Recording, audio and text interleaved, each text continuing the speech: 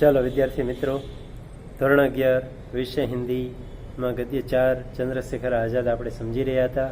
એમાં પહેલા વિડીયોમાં પેજ નંબર 12થી 13 સુધી આપણે જોઈ ગયા છીએ. આજે 13થી ફરી પાછા 13મું પેજ સમજવાનો પ્રયત્ન કરીએ. તો સમજીએ છીએ ગદ્ય 4 પેજ ક્રમ 13. क्रांतिकारियों के कई विस्फोट कार्य और मेरे परिचय के अंतरकाल में ही हुए, पर उन पर बातें करने और पूछने का मुझे संभव न था.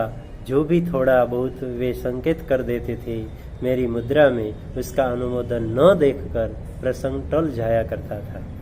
क्रांतिकारियों के कई विस्फोट कार्य मेरे परिचय के अंतरकाल में ही हुए, सदगुरु शरणावस्थी कहते हैं. उन पर बातें करने और पूछने का मुझे संभव न था. जो भी थोड़ा बहुत वे संकेत कर देते थे, इशारा कर देते थे, मेरी मुद्रा में उसका अनुमोदन न देखकर प्रसंग टल जाया करता था. उनका शरीर शक्ति का पुंज था. चंद्रशेखर आजाद के बारे में कह रहे हैं कि उनका शरीर था शक्ति का पुंज, यानी बहुत शक्तिशाली, और उनकी आत्मनिर्भरता की प्रतिकृति, और वे आत्मनिर्भर थे. उनकी स्फीत शिराओं में उष्ण रक्त का भरपूर प्रवाह या उनके कार्यों की शोभा मुखरता और वाणी की शोभा मौन थी. उनकी स्फीत शिराओं यानी घनी बढ़ी हुई शिराओं में उष्ण रक्त का भरपूर प्रवाह था. उनके कार्यों की शोभा मुखरता और वाणी की शोभा मौन थी.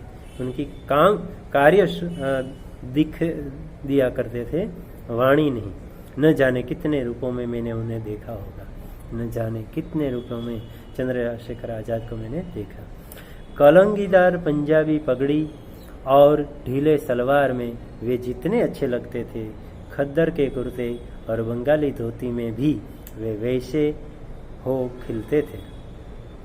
ये चंद्रशेखर आजाद का पहरवेश था और बहुत अच्छा लगता था. जो कलंगीदार पंजाबी पगड़ी थी और ढीले सलवार में जितने अच्छे लगते थे, इतने ही अच्छे खद्दर के कुर्ते और बंगाली धोती में. साधारणतया वे खुले गले का कोट और दोनों पैरों के कछोटे से ढकने वाली धोती पहनते थे. सामान्यतः वे खुले गले का कोट और दोनों पैरों को कछोटे यानी धोती के सिरे जो पाँवों को छूते हैं उसे कछोटा कहता है. तो कछोटे से ढकने वाली धोती, ऐसी धोती पहनते थे जो पाँव का छूते हो, धोती के सिरे जो पाँव को छूते हो. मैंने उनसे सूट और हैट में भी देखा है. चंद्रशेखर आजाद को सदगुरु शरणावस्थी कहते हैं. वे सूट भी पहनते थे और हैट टोपी भी, सूट और हैट में भी, और पूरे पंजाबी परिधान में भी. हर प्रकार के वस्त्र के भीतर वे खिलते थे. हर प्रकार के वस्त्र के भीतर वे खिलते रहते हैं. कठोर और हिंसापूर्ण संदर्भ के भीतर उनका मक्खन सदृश कोमल मन मैंने अच्छी तरह देखा है.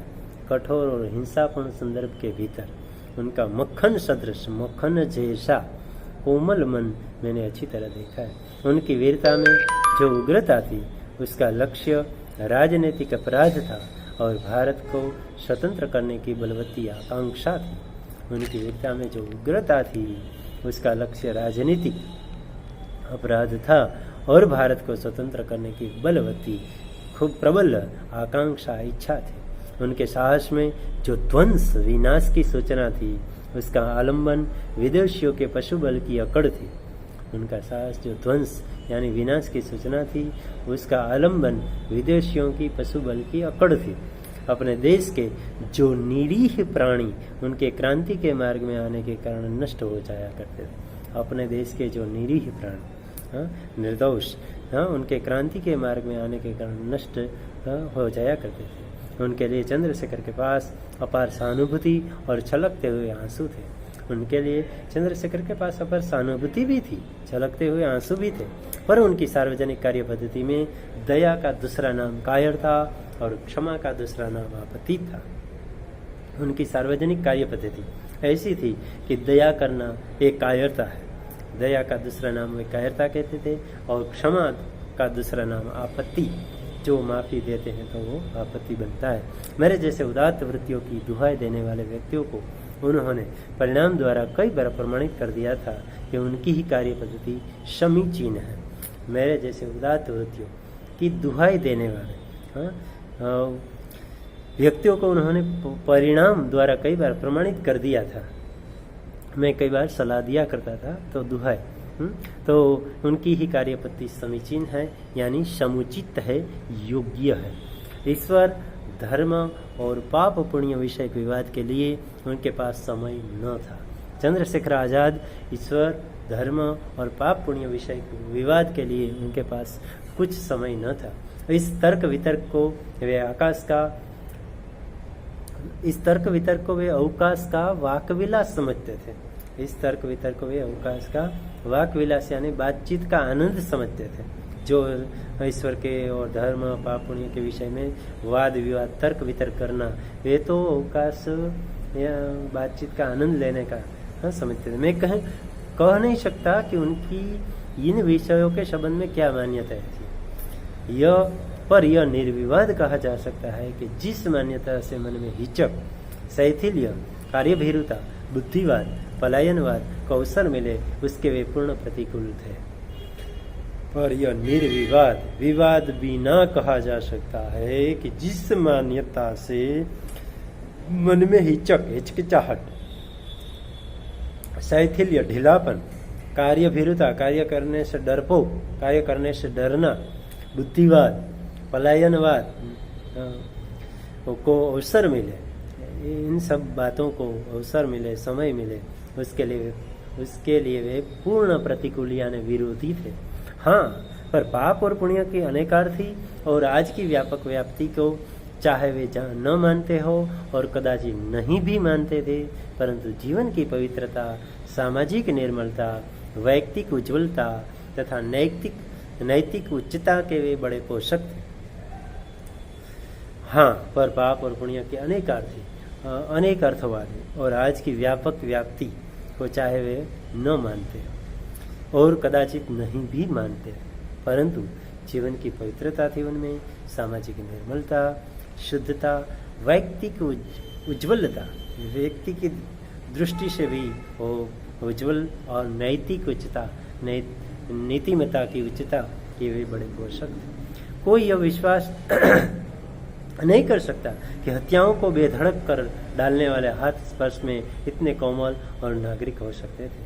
कोई यह विश्वास नहीं कर सकता था कि हत्याओं को बेधड़क कर डालने वाले हाथ स्पर्श में इतने कोमल और नागरिक हो सकते हैं। यानी ऊपर से बड़े कठोर और अंदर से बहुत कोमल थे। मैं जब इन पंक्तियों को लिख रहा हूँ तब भी उनकी मनोहार मेरे सामने घूम रही है। जब लेखक कहते हैं कि जब इन पंक्तियों को, ये गद्य को लिख रहा हूँ तब भी उनकी मनोहार, मन को हरने वाली मेरे सामने घूम रही है। कितने अधिक व्यक्तियों में उनकी ममता की जड़ें जमी हैं, कितने अधिक, बहुत से व्यक्तियों में उनकी ममता की जड़ें जमी हैं। यह आज उनके उन्मूलित होने के बाद ज्ञात हो रहा है। यह आज उनके उन्मूलित यानी जड़ से उखड़ने के बाद ज्ञात हो रहा है। राजनीतिक उन्हें सराहें और स्वतंत्रता प्राप्ति का अग्रदूत समझकर उनकी प्रतिमा बनाकर अर्चना करें। राजनीति यानी राजनीति के लोग उन्हें सराहें, उन्हें खूब इसका उसको सर के सामने यानी उसको इनाम अकराम से नवाजे और स्वतंत्रता प्राप्ति का अग्रदूत समझकर उनकी प्रतिमा बनाए, उसकी पूजा अर्चना करे। इतिहासकार अपनी पुस्तकों को अपनी प्रशंसा से सजावे और उनके महत्व का निर्णय करे। कहानियों इतिहासकार पुस्तकों में अपनी प्रशंसा से सजावे, महत्व का निर्णय करे। साहित्यिक उन पर उपन्यास, कहानियाँ और काव्य की रचना करके उन्हें अमर बना दे। जो साहित्यकार हैं उन पर उपन्यास लिखे, कहानियाँ लिखे, काव्य लिखे और उसे अमर बना दे। संपादकगण उन्हें पर लेख और टिप्पणियाँ लिखकर उनके साथी और सहकारी सभाओं में भाषण दे और एकांत में आंसू बहाए। संपादकगण जो सब अच्छे गुण लिखने वाले हैं वो उन पर लेख और टिप्पणियाँ लिखे और साथ ही सहकारी सभाओं में भाषण दे एकांत में आंसू बहा। परंतु मेरे ऐसे अलग देखने वाले किंतु निकट अनुभव करने वाले, कर्म क्षेत्रों से कोसों दूर, मेरे जैसे अलग देखने वाले किंतु निकट का अनुभव करने वाले, कर्म क्षेत्रों से कोसों दूर यानी अंतर, प्राणी के केवल धवल कागज पर कुछ काली सतरें खींचने के अतिरिक्त कर ही क्या सकते हैं।